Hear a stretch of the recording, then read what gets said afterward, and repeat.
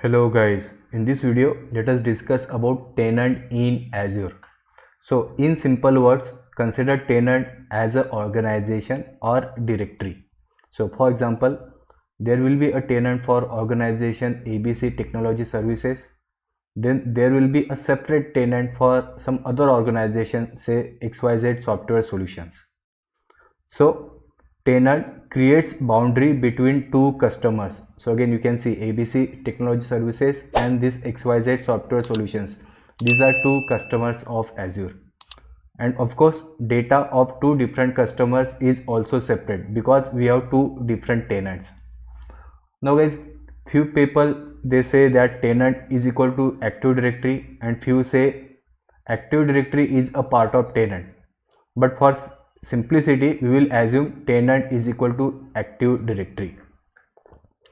So tenant is our universe and whatever we do we will do in tenant only. So for example, whether we add a new user or we create an application, so everything we will do in tenant only. Now consider this is our Azure, okay.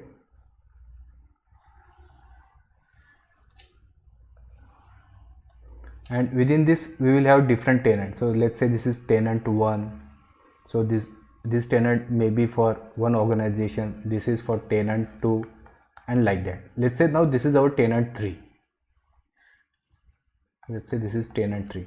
Now within this tenant only we create users. So let's say I have created two users, let's say U1 and U2, and within this tenant only we create applications as well. And for this application of course we can add Azure AD authentication. So let's say this is my app 1, this is app 2, like that. Now moving to the next slide.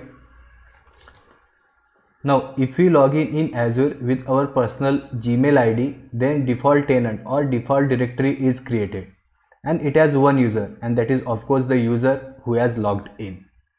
Now guys, again a single tenant contains multiple users and a single tenant contains multiple apps, and of course a tenant, it has tenant ID, and we will be working a lot with this tenant ID, okay. Now even if you are not understood tenant completely, that's fine, we will anyway using tenant a lot in this series.